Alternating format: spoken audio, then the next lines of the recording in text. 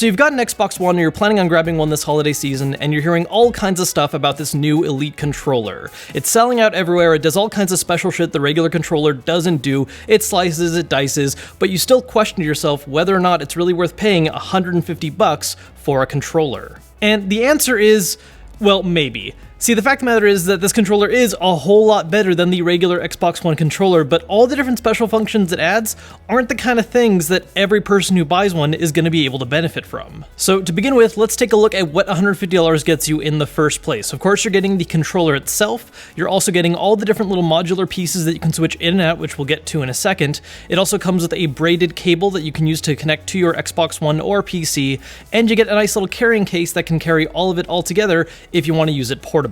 Now, one of the obvious benefits of this controller to anyone that just simply picks one up is that it is clearly a higher quality controller than the standard Xbox One controller. You can tell right away that it's just made out of better materials, it's got better heft, the grips feel great, the buttons are snappier, the sticks move nice and smoothly. It just feels like a better experience right out the gate compared to using a regular controller. But of course, feeling alone isn't going to justify spending an extra $90. So the real reason why this thing costs so much is because of the customization it offers, which comes in two different forms: physical augmentations and programmable. Now, as for the physical side, it's got a whole lot of little modular pieces that I showed you earlier, and there's really four main things you can do. You can switch out one of three different sticks, including the standard concave design, a convex one, and a taller stick. You've also got two different directional pads to use. One is the regular 4-way input, and the other is a new faceted design that mimics an 8-way input, which is really useful for things like fighting games where you have to do a lot of rolling inputs like quarter circles. On the back side, you also have four different back paddles that you can add or remove, which you can have for extra button mapping options, and the triggers are adjustable so you can have them at full stop or half stop. One of the nicest things about this controller is that all the parts are attached via magnetic pull, and the amount of force it has is near perfect because it never feels like you're going to accidentally rip them off by playing too hard unless you're doing some really silly, crazy shit.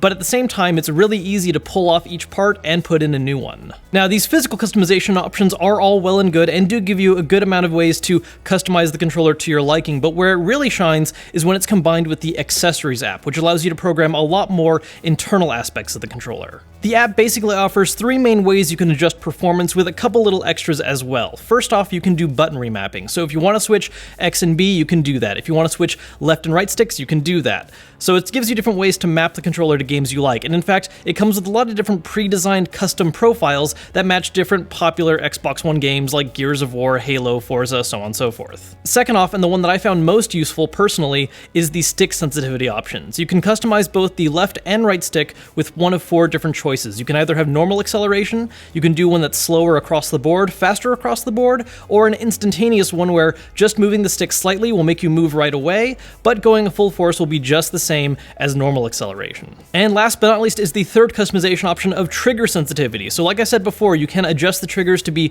full or half stop, but you can also change how much you need to pull the trigger to get a certain degree of performance out. So if you want, you can have it at half stop and have half stop be just the exact same thing as fully pulling the trigger. Aside from these options, there are also the ability to do things like adjust the rumble features in all four sections of the controller, and for some reason you're also able to adjust how powerful the backlight is on the Xbox One symbol because that's really important, apparently. Now, to top all this off, which is really nice, is the ability that you can actually have two different active profiles at a time that you can switch between on the fly using a switch on the front side of the controller. So if you're playing a game where two different levels of sensitivity are really useful to have, for instance, one while you're on foot or one in a vehicle, well, you can switch between those sensitivities on the fly without having to adjust any settings by just flipping between 1 and 2. So all of this customization put together, both physical and programmable, leads to an extremely customizable experience where you can tailor your controller just the way you like for every game you play, which is really awesome.